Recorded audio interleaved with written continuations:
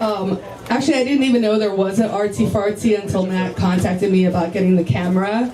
And since I think I've only missed one, I feel like it's a tradition. And since I actually believe the way you get things done in life is you continue to do it, I was like, I didn't really write something. I'm not really prepared. So I thought I'd just read a little thing I wrote on Facebook this week that is a rather belabored metaphor that has to do with food and guns.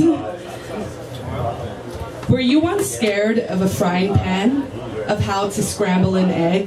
The kitchen can be fraught with danger. Pressure, fire, knives, hot oil, even amputation, third-degree burns, and death are possible. Yet we cook. We teach our children from a young age to embrace the ghastly hollows called the kitchen. How did you get over your fear? Were you ever even taught to fear a kitchen? Or were you simply taught that cooking is a skill you can and should master? You learned from your family and friends, books, the net, experience. You practiced, you kept at it, and you got better. You got comfortable. You went from scrambling an egg to making an omelet. That's exactly how it is with firearms. People who are anti-gun are scared because they don't know how to handle their tools. Instead of staying away from the range, think about gun ownership in the same terms as the journey you took in the kitchen. Just as you learn to sharpen your knives, learn to shoot straight. Practice, improve. You will go from dropping a shell in the batter to making the most delicious frittata. Don't stop trying. Stay strong.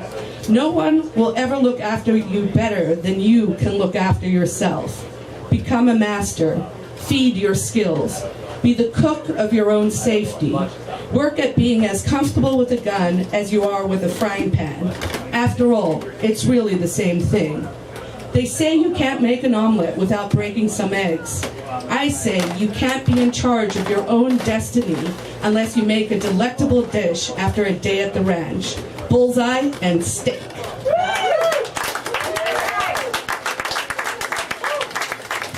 Carla, was that inspired by anything, or was that entirely your own creation? You really want to know? Sort of. I'm curious.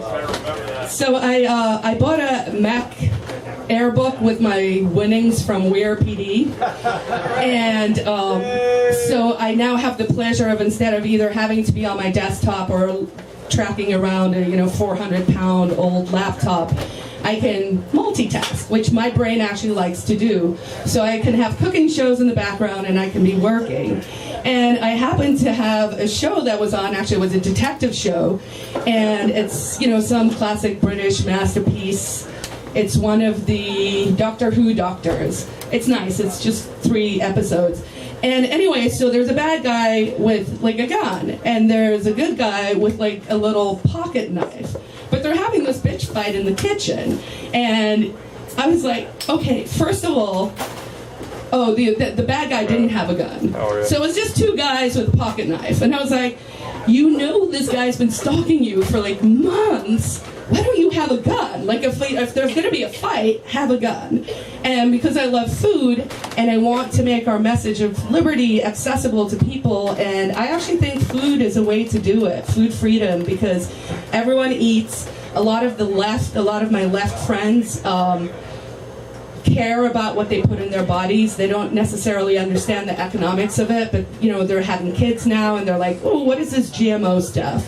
And really looking at those issues. And I think we can incorporate food and the freedom that food gives you, because really the kitchen, even when it's run professionally, is run on a sort of a voluntarist military basis, right? There's a head chef, there's a sous chef, you have to call the guy chef, there's an order to it, there's a uniform to it, but it's all voluntary. And so it also introduces the ideas of what would a voluntary society look like, how would we function, and what are some of the rules we can apply. And I could go on for hours because this is, but you know what, you can all buy my book in a year.